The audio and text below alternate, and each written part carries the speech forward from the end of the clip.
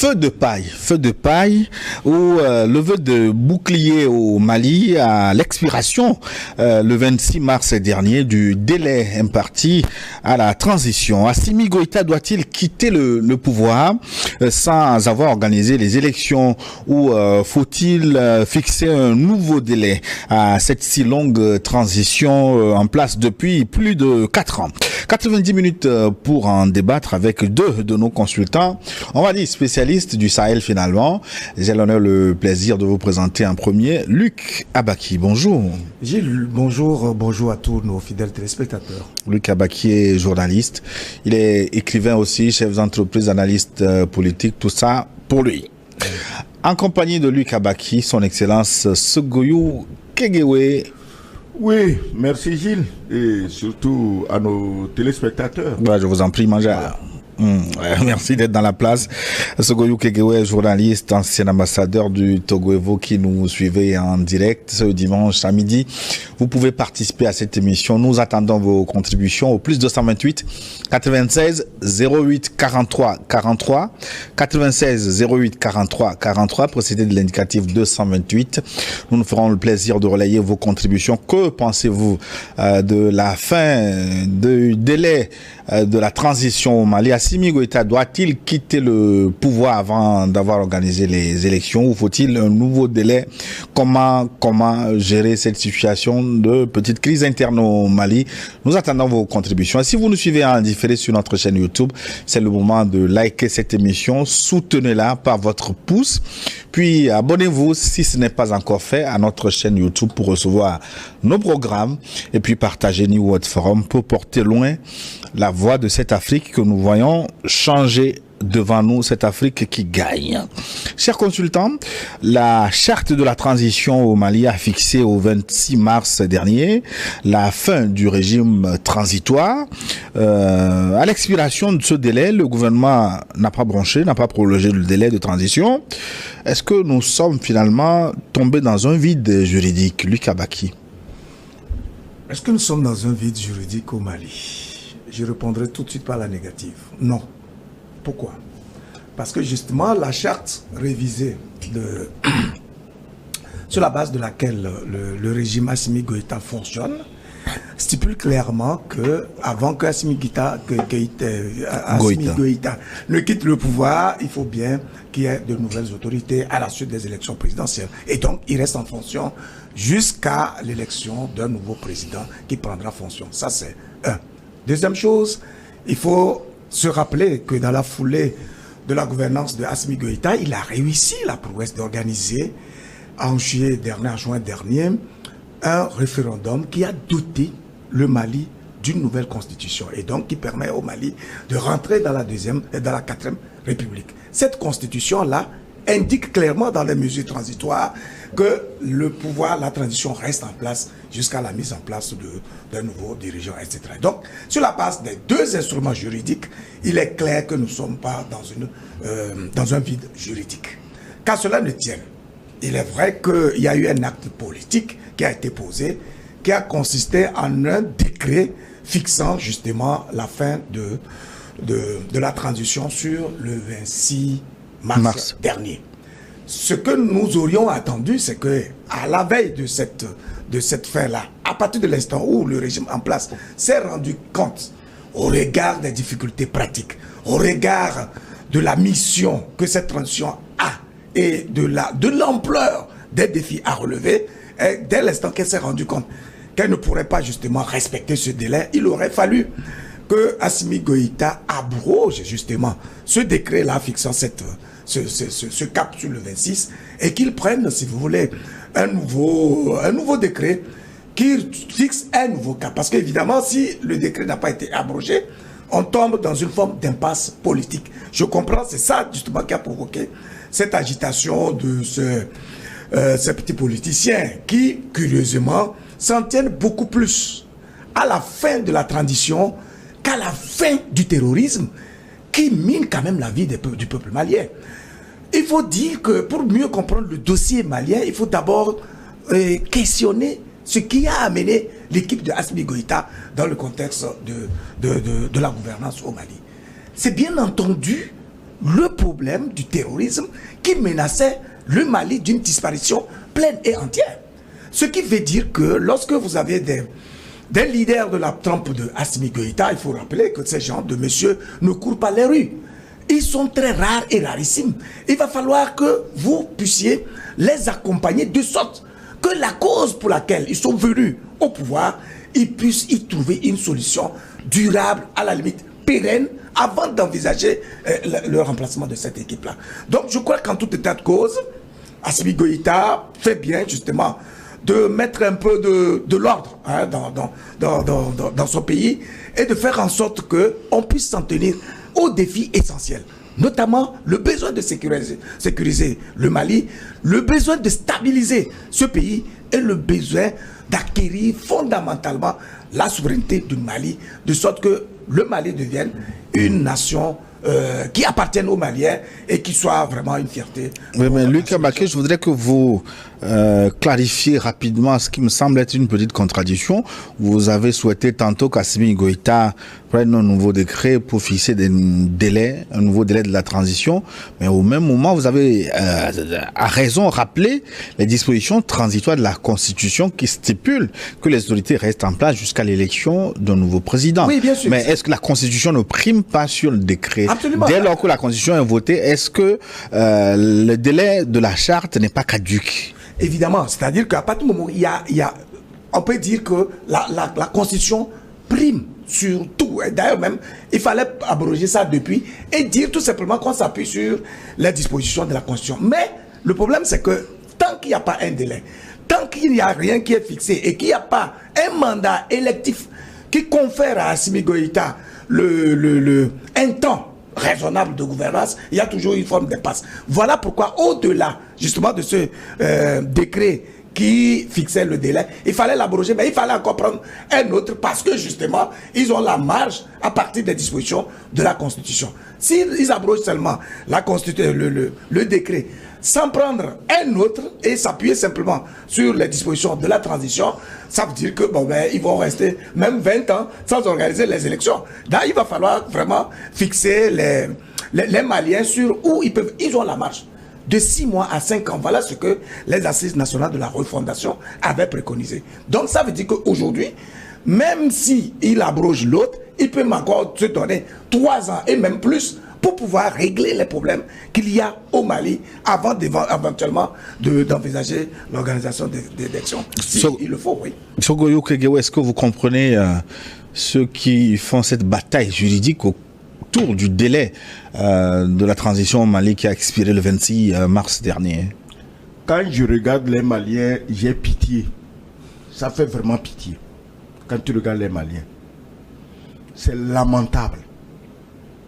Ces politiciens de pacotille, est-ce que c'est parce qu'il n'y avait pas de multipartisme que les terroristes étaient en train de marcher sur Bamako?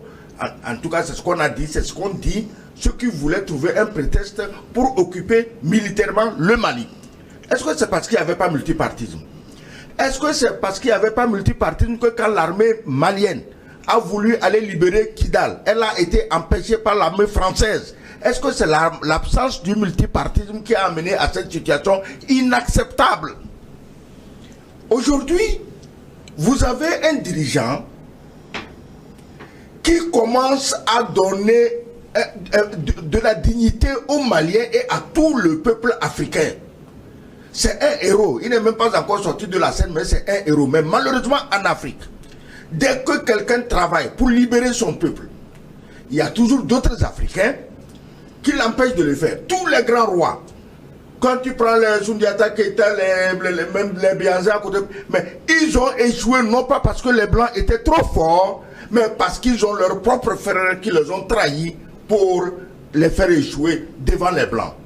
Assimi Goïta et son équipe, que j'appelle des libérateurs, doivent savoir qu'ils ne peuvent pas libérer le Mali des Blancs s'ils n'ont pas libéré le Mali de tous les nègres de maison qui infestent la société malienne. Parce qu'on ne peut pas, sinon ils ne peuvent pas s'en sortir. Mais comme dit Luc, bon d'accord, la transition est finie, peut-être il fallait signifier cela. Je suis d'accord. Mais est-ce que c'est pour ça qu'il faut jeter les gens dans la rue. Il faut faire ceci, il faut faire cela. Les Maliens, les politiciens maliens, ils ont la mémoire aussi courte, aussi petite. Moi, je crois que Assimi Goïta doit d'abord livrer une bataille contre tous les traîtres qui veulent faire tomber la révolution, parce que ceux qui veulent faire tomber la révolution malienne, ceux qui veulent faire tomber l'AES, c'est eux qui activent ces politiciens de pacotille. D'ailleurs, si aujourd'hui il y a élection, mais il faut faire un code électoral où seuls les combattants seront candidats aux législatives, aux sénatoriales, aux locales, à la présidence. Qui appelez-vous combattants? Tous les combattants. Ça dit que si vous n'avez rien fourni, pendant que les gens se battent, toi tu veux démocratie, tu veux droit de l'homme, machin, à Bamako, tu n'es pas un combattant. Mais Excellence, est-ce que la libération du Mali des griffes des impérialistes ne peut pas se faire dans un délai? Mais quel délai? Est-ce que c'est Assimi Goïta qui dit aux terroristes de continuer à attaquer dans tel coin du Mali? Est-ce que c'est Assimi Goïta? Mais si vous êtes braqué sur ces délais, parce que les sponsors, les gens de l'OTAN et de la France continuent à engraisser des larbins pour troubler l'eau au Mali, mais on ne va pas s'en sortir. Parce que si le Mali tombe, le Burkina tombe, le Niger tombe, tout le monde tombe. Vous ne voyez pas les enjeux? Aujourd'hui, tous les peuples du monde se battent pour lever la tête. Mais comment tu veux que dans des enjeux aussi importants que l'AES, que le Mali, qui est des gens à la peau noire, mais au cerveau lavé à l'eau de Javel et tout blanc, qui veulent troubler tout cela? Tu vois les enjeux? Depuis hier nuit, tu sais ce qui se passe entre Israël et l'Iran? Tu crois que c'est parce qu'il n'y a pas beaucoup de partis politiques en Iran? Ou bien il n'y a pas beaucoup de partis politiques en Israël que cette guerre a lieu? Non, c'est la force qui régit le monde. Les Maliens, qu'ils soient opposants ou au pouvoir de transition, doivent travailler, se poser la question de savoir qu'est-ce qu'on va faire pour que notre pays soit fort, pour sortir de la misère. Mais ceux qui sont nostalgiques de l'exploitation et de l'humiliation par les Français, mais la France locale, il semble que les départements français ruraux sont dépeuplés. On peut leur donner un département où ils vont aller s'agglutiner pour faire la démocratie de nègres, la démocratie de pacotis. Mais comment tu veux, dans nos pays, regarde ce qui se passe. Le Mali, ça fait combien d'habitants? Ils ont combien de partis? Tous les chômeurs qui s'ennuient créent un parti politique pour troubler le pays. Les États-Unis ont combien de partis politiques? La France a combien de partis politiques? L'Angleterre a combien de partis politiques? Pourtant, c'est eux qui dirigent le monde. Ne parlons même pas de la Chine. C'est un seul parti politique. Corée du Nord, un seul parti politique. Iran, un seul parti politique. Et c'est ces gens-là qui dirigent le monde. Oui, mais l'Afrique a connu aussi l'ère des partis uniques, mais cela n'a pas résolu cela n'a pas résolu parce que l'Afrique des partis uniques, les partis uniques étaient créés et sponsorisés par ceux que vous connaissez. Mais maintenant, si partis uniques il y a, ils sont créés par des Africains conscients qui veulent conduire leur pays dans d'autres directions. Ben, Louis Kabaki, pourquoi le Mali, comme d'habitude, vous avez toujours insisté sur la capacité de communication des dirigeants maliens, pourquoi cette fois-ci, ils n'ont pas fait preuve de pédagogie, de communication en la matière pour faire comprendre ce qui se passe? Oui, je vais répondre à cette question, mais je vais peut-être rebondir un peu sur ce que venait de dire l'ambassadeur à l'instant, pour dire qu'en fait, c'est vrai que on ne peut pas dire à Assimi Goïta, bon ben écoutez, il y a des défis majeurs, donc il faut faire le nécessaire, et dès que vous aurez fini, vous allez partir. Il faut qu'il fixe un délai. Quand il se fixe un délai, ça constitue déjà un moyen de pression pour lui, de sorte qu'il sait qu'il a un devoir de résultat. Et en cela, je crois que le Premier ministre Choguel Maïga a eu à donner un certain nombre d'éléments qui me paraissent quand même convaincants. C'est-à-dire que dès qu'ils ont libéré Kidal, le président Assimi Goïta a eu la lucidité de mettre en place un comité de dialogue intermalien. Après avoir justement dénoncé les accords d'Alger où il fallait discuter avec les étrangers, etc. Et donc, entre Maliens, ils doivent reposer le diagnostic de la situation du pays et voir faire l'évaluation, l'état des lieux et voir quels sont les nouveaux paradigmes sur la base desquels on peut continuer la gouvernance justement du Mali. Et donc, tel que le Premier ministre l'a expliqué, c'est que le président Goïta attend les résultats justement de ce dialogue pour se formuler une idée précise sur le délai qu'il pourra se donner et à quel moment on peut envisager éventuellement l'organisation des élections après avoir consolidé les acquis actuels en ce qui concerne la stabilisation du pays, la sécurisation du pays et puis donc la libération justement de ce pays-là. De ce point de vue, ça paraît fondamentalement intéressant. Sauf que, comme vous le dites, la communication en la matière a failli un peu. Vous savez, au départ, nous avons apprécié avec beaucoup d'intérêt le style de communication des dirigeants maliens parce que nous avons conscience, en tout cas en tant que communicateurs, que c'est à partir de là, que c'est cette force-là qu'il faut utiliser pour cultiver la complicité, l'adhésion, l'harmonie entre les dirigeants et leurs dirigés. Parce que si le peuple ne vous comprend pas, si vous laissez l'impasse dans l'esprit du peuple, à un moment donné, le peuple il reste toujours vulnérable. Il sera justement emballé par tout ce qu'il va entendre de gauche à droite, etc. Et c'est en cela que la pollution de l'esprit des Maliens par ces politiciens et que l'ambassadeur qualifie de pacotille était un danger en fait pour le Mali. Aujourd'hui, s'il y a encore le calme au Mali, c'est sans doute parce que les Maliens croient toujours à Assimi Goïta et ils ont adhéré pleinement à la vision qui est la sienne. Il va falloir véritablement intensifier la communication, procéder par une démarche pédagogique pour que chacun des Maliens comprenne très bien pourquoi, pour l'instant, on ne peut pas envisager la perspective d'organisation des élections parce que justement, les défis sont encore majeurs et que l'engagement d'Assimi Goïta et de son équipe reste plein et entière en ce qui concerne le projet de libération de ce pays et d'acquisition justement de sa souveraineté. Oui, tu m'avais coupé en fait la parole. J'ai cité des pays qui ont des partis uniques. Les États-Unis n'ont que 2 partis. La France, bon, quand tu prends gauche, droite, centre, tu as 3-4 partis. L'Allemagne, à ma connaissance, c'est à peu près 3. Et je vous donne l'exemple des pays qui n'ont qu'un seul parti politique. La Chine, l'Iran, la Corée du Nord. C'est les plus forts aujourd'hui.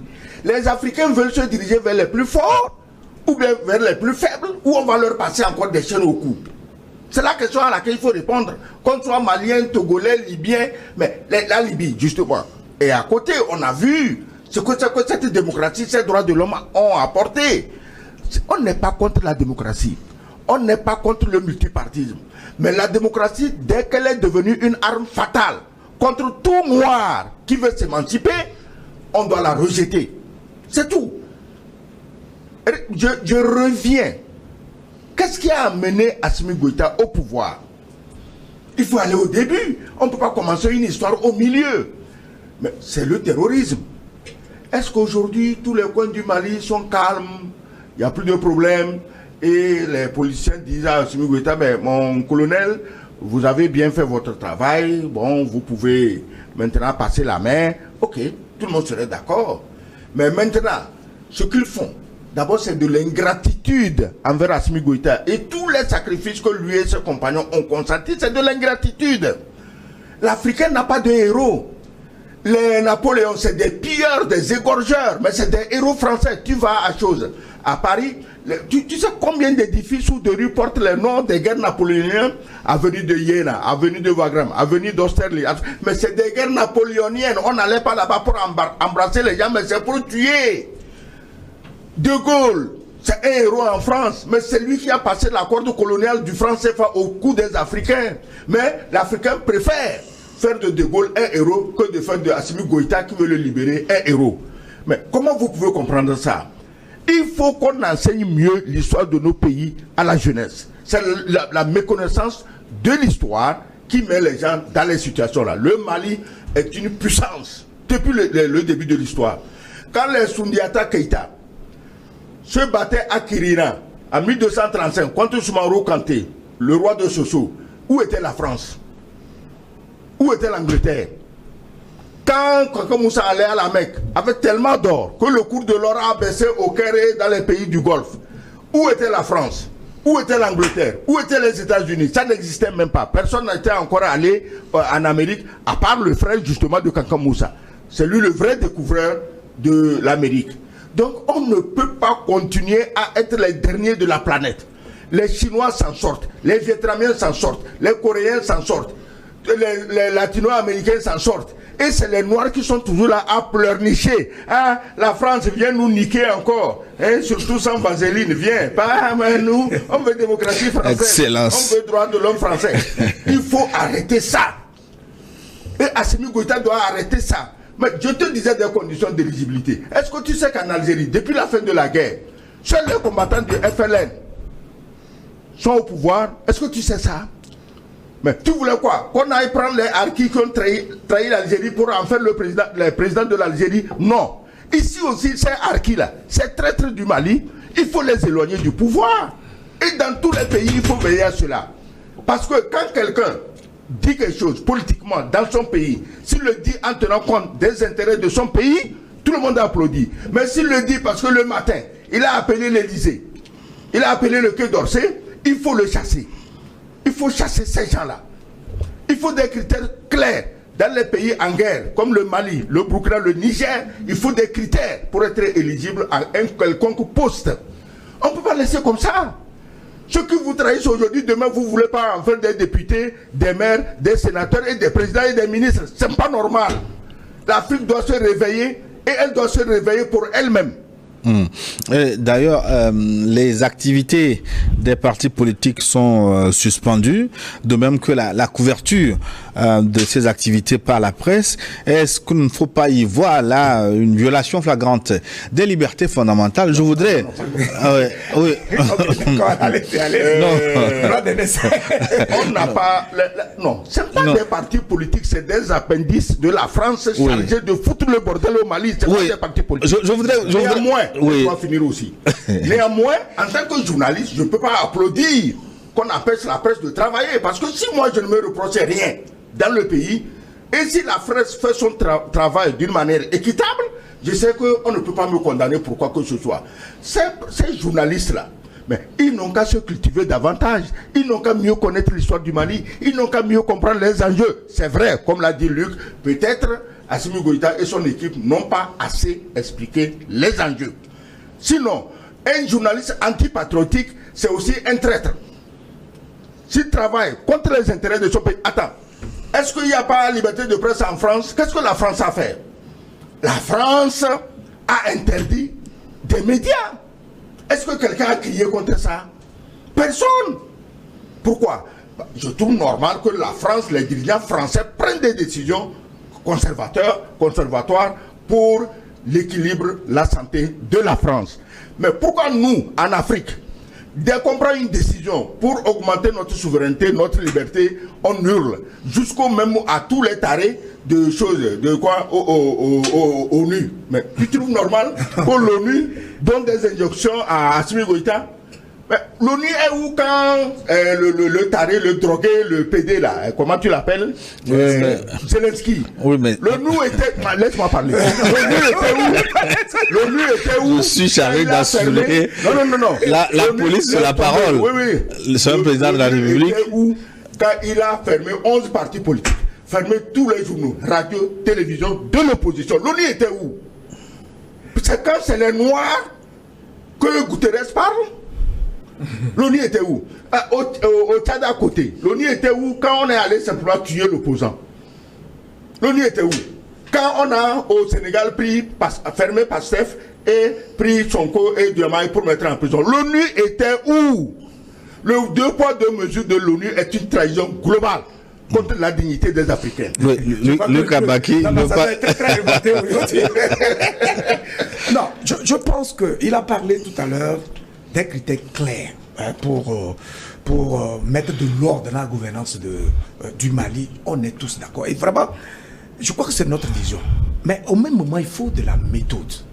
C'est-à-dire qu'en fait, comme je l'ai dit, on gouverne des gens qui sont intelligents, qui ont des facultés et qui sont capables d'analyser, d'observer, etc. Et la mission du dirigeant, c'est justement d'éveiller les consciences, de travailler en sorte à mobiliser la masse autour de sa vision à lui. Voilà pourquoi la communication devient une clé essentielle dans le style de gouvernance, dans une république, en tout cas dans un État qui veut aller loin.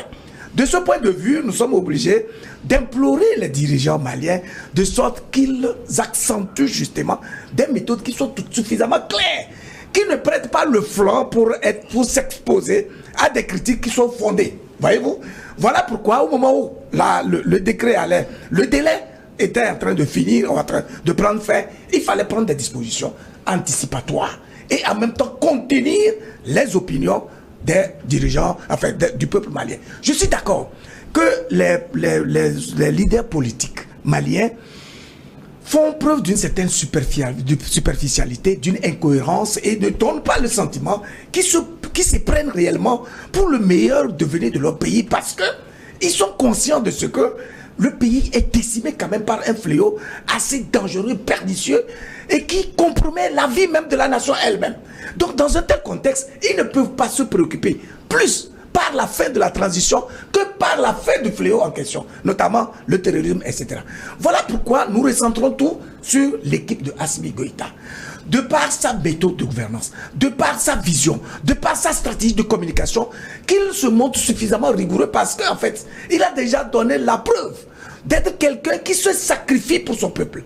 D'être un héros, comme l'a dit l'ambassadeur à l'instant, d'où la nécessité pour nous, en tant qu'analystes et observateurs de tout ce qui se fait là-bas, pour nous de l'implorer, de l'inviter, de lui montrer les failles éventuelles qui existent actuellement et qui pourraient faiblir éventuellement son style de gouvernance. Et en la matière aujourd'hui, je pense qu'il y a eu une défaillance du point de vue de la communication ou même des initiatives visant à anticiper d'éventuelles situations où les gens auraient des éléments pour justement critiquer sa gouvernance et inhiber ainsi tous les efforts qu'il a consentis au point de ne même plus avoir de vie pour lui-même. Voyez-vous? Donc je pense que c'est d'abord la méthode, l'élégance avec laquelle il gouverne qui fera de lui un héros encore dont l'âme sera encore plus amplifiée. J'ai dit à l'instant que des leaders de la trempe d'Assimi Goïta ne courent pas les rues. Ce ne sont pas des gens qu'on trouve partout. Et donc aujourd'hui la mission qui s'est donnée est une mission réellement héroïque et nous avons le devoir de l'accompagner avec des suggestions, des propositions et selon nos compétences, selon nos... Voilà, nous sommes des communicateurs. Voilà pourquoi nous avons un penchant pour la communication parce que justement nous savons que sans cela, à un moment donné, ben, il y a risque de confusion ou d'impasse, bien sûr. Ouais. Sur la question de la suspension des partis politiques, je suis tombé sur une chronique de Madame Nathalie Yamb que je voudrais vous proposer. Ouais, on va suivre attentivement et nous revenons donc pour les commentaires sur cette situation au Mali. Nathalie Yamb et sa chronique, s'il vous plaît.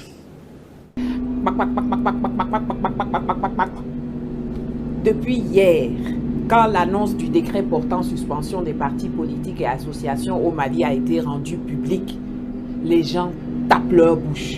Que c'est la dictature, que c'est l'enterrement de la démocratie. Mais la suspension des partis politiques dans des pays en guerre, c'est pas une chose surprenante.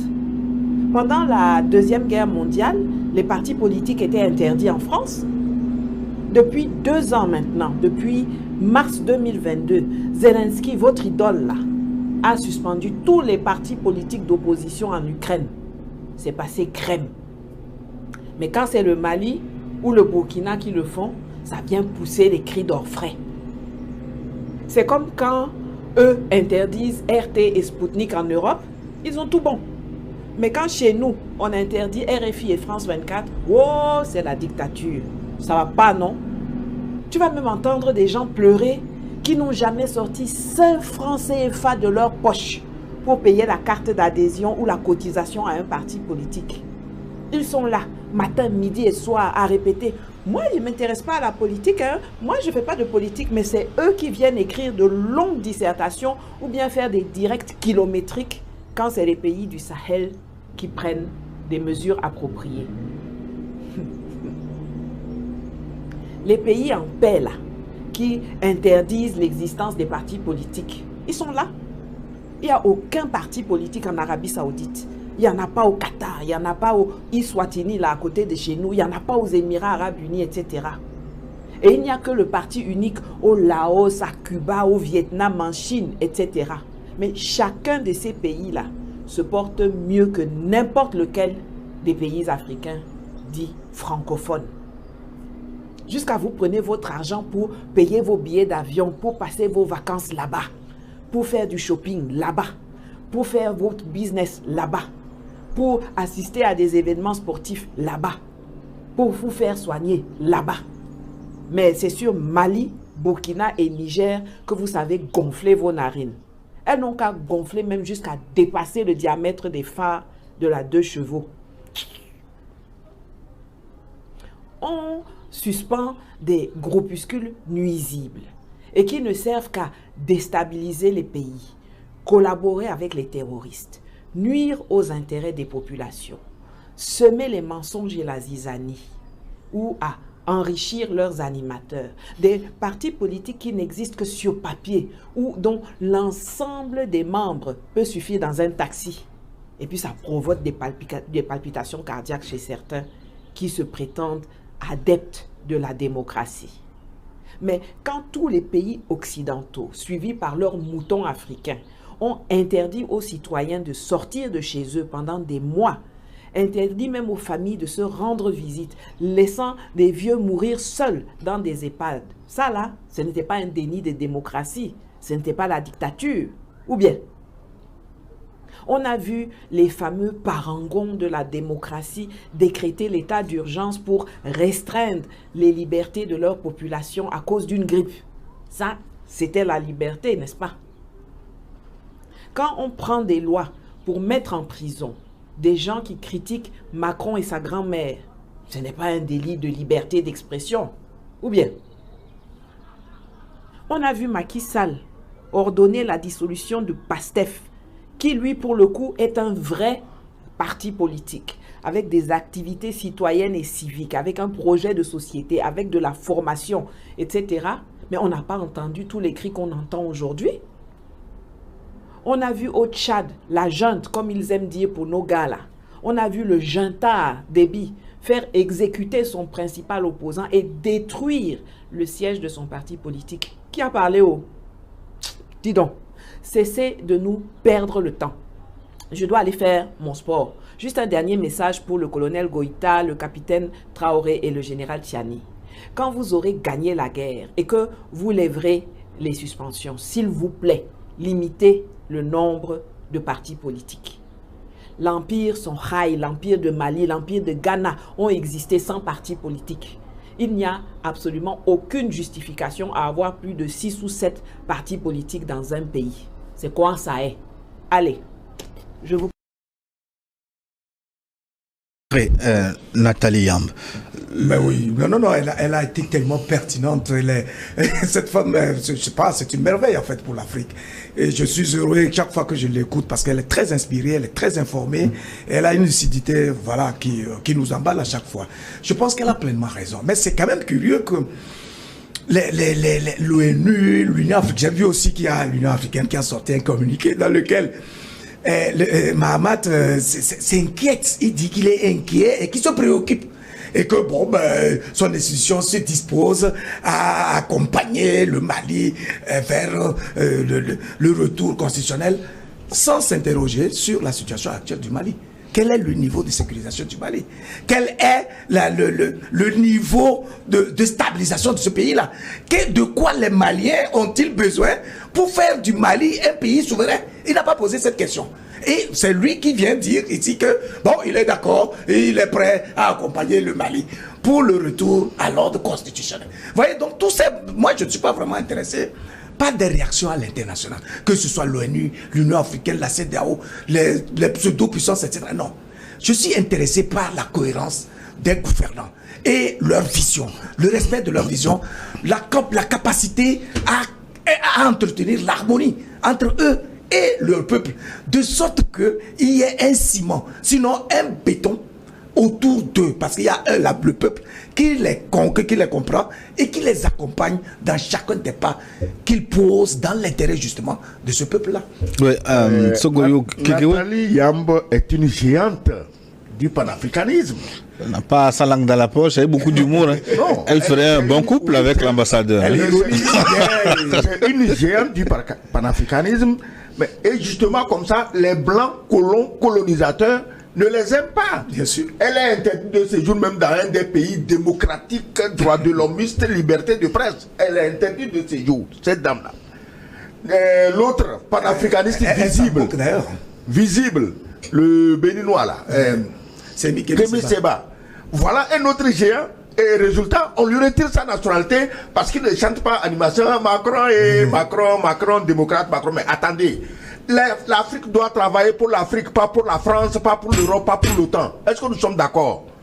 Mais cette dame, les gens, les colons, les exploiteurs ne peuvent pas l'aimer.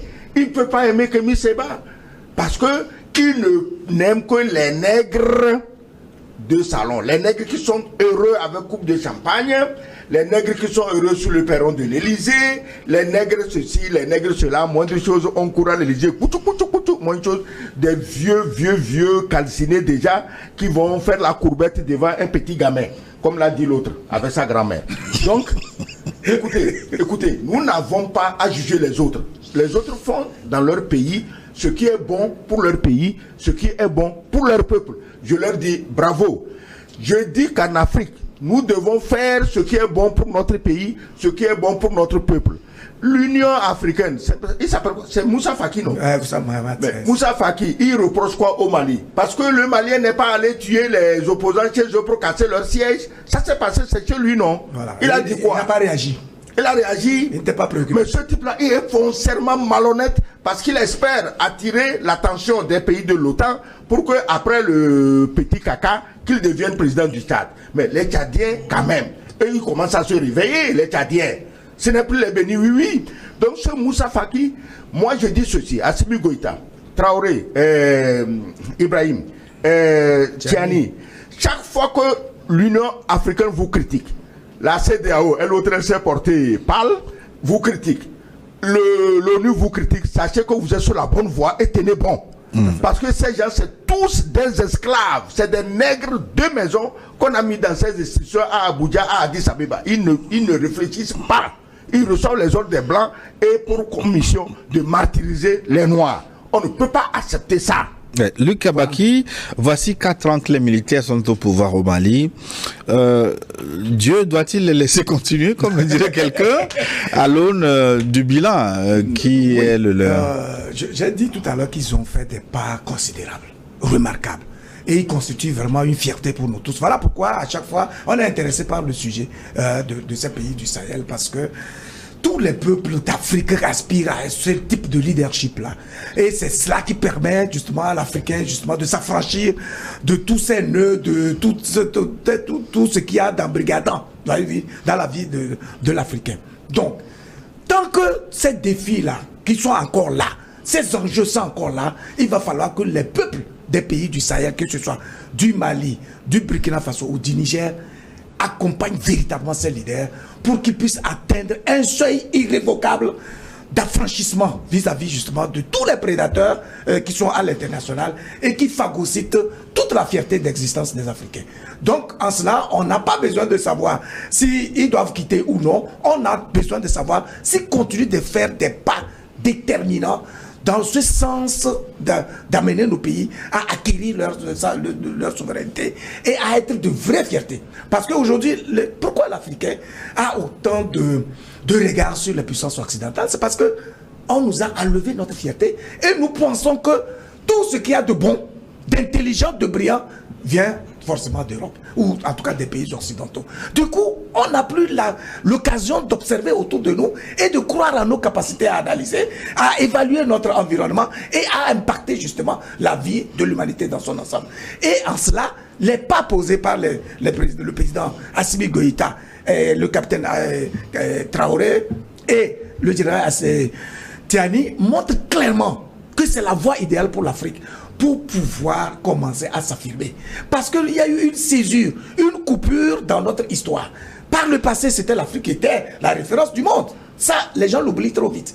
Il faut renouer avec ce passé-là. Il faut renouer avec notre histoire, avec notre civilisation, avec notre culture, en adoptant un mode de pensée qui nous soit propre et qui ne soit pas infesté par des idées polluées de cette puissance occidentale-là, qui fait qu'on a plus de traite que des gens intègres, visionnaires, capables justement de se sacrifier pour leur nation, etc. Donc, qu'il reste ou pas, l'essentiel pour moi, c'est de voir, est-ce qu'il reste cohérent? Est-ce qu'il continue de poser des pas dans le sens de la libération de leur pays, dans le sens de l'épanouissement des citoyens maliens et burkinabés et nigériens, etc. C'est ça qui est intéressant et c'est ça qui est bien pour tout être humain, dont la liberté est une clé essentielle, en tout cas, pour meubler sa vie. Ouais. Excellence, Assimi Goïta doit-il laisser le pouvoir? Laisser le pouvoir. Il faut, avant de répondre à cette question, retourner à l'origine de ce pouvoir. Assimi Goïta, c'est un officier. Il n'a pas pour vocation d'être président du Mali. Mais c'est des événements, des contraintes qui l'ont amené là-bas. On demande maintenant s'il peut laisser le pouvoir. Laisser le pouvoir comment? Je ne sais pas si dans leur constitution, les responsables de la tradition peuvent être candidats à la présidence. Moi, après, je dirais à Assimi Goïta qui n'a rien à craindre. Il n'a qu'à être candidat. Il sera élu comme Diomaye au Sénégal, peut-être même avec un meilleur score. Bien sûr. Il fait 2 mandats, je ne sais pas à combien se limitent les mandats chez eux. Ce n'est pas mon problème. Ils peuvent mettre autant de mandats qu'ils veulent. Après lui, on met Abdoulaye Diop, qui fait ses 2 mandats. On met Chogal Kokala Maïga, qui fait ses 2 mandats. On met Maïga et tous les autres. Ça dit que c'est eux les combattants, c'est eux les libérateurs. C'est eux qui ont une vision de comment tenir un Mali indépendant, débarrassé des pilleurs, des censures et de tous les clochards internationaux qui se permettent de baver sur un pays aussi important, aussi grand, juste parce qu'il a des minerais dont les gens veulent s'accaparer.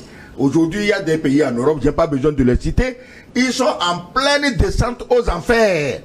Parce que l'or gratuit du Mali ne vient plus, l'uranium gratuit du Niger ne vient plus, et tous les cotons et machins du Burkina ne viennent plus. Ils sont en pleine descente aux enfers. Ça ne fait que commencer. Et ça ne sera pas seulement pour ce pays. Tous ceux qui ont fondé leur vie, leur prospérité sur la sueur, le sang et les larmes des Noirs, ils vont finir dans la galère, ils reviendront dans nos pays ici pour mendier à manger. Est-ce que vous ne craignez pas une dérive s'il n'y a pas de contre-pouvoir, s'il n'y a pas de limite à ces pouvoirs de transition dans les pays du Sahel? Quelle dérive? Est-ce qu'il n'y avait pas pouvoir et contre-pouvoir quand les terroristes prenaient le pays? Et répondez-moi au moins à cette question.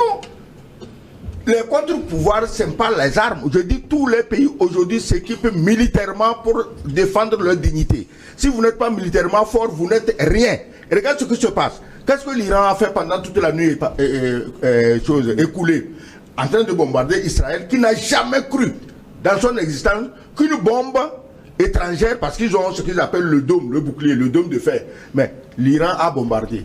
Ben, Israël dit avoir repoussé... non, Israël, militairement, ce n'est pas un petit pays. Israël, il a repoussé. Mais est-ce qu'il a tout repoussé? Non. Donc, c'est pour te dire qu'aujourd'hui, la seule chose qui compte, ce n'est pas la démocratie et le nombre de partis politiques, mais c'est la force des pays. Si l'Iran était assis là-bas, bon, démocratie, on va faire comment 25, 30, 50 partis politiques, on se chamaille à l'Assemblée. Mais aujourd'hui, ils seraient comme des femmes que les Israéliens peuvent aller attraper par la main. Mais ce n'est pas le cas. Donc tous les pays doivent se renforcer et mettre aux oubliettes tous les crieurs, tous les piailleurs, de tous les hiboux hurleurs qui sèment la pagaille dans nos pays au nom de la démocratie. Ouais, les téléspectateurs nous diront ce qu'ils pensent de cette situation. Dans la seconde partie, n'oubliez pas, je rappelle le contact, plus 228 96 08 43 43. C'est ainsi le problème des délais. Hein, cela nous a aidé. C'est l'ambassadeur qui faut déchaîner, il a pris tout le temps. Mais ici, je n'ai pas la possibilité d'aller au-delà. Parce que nous avons un impératif commercial qui nous attend. À tout de suite.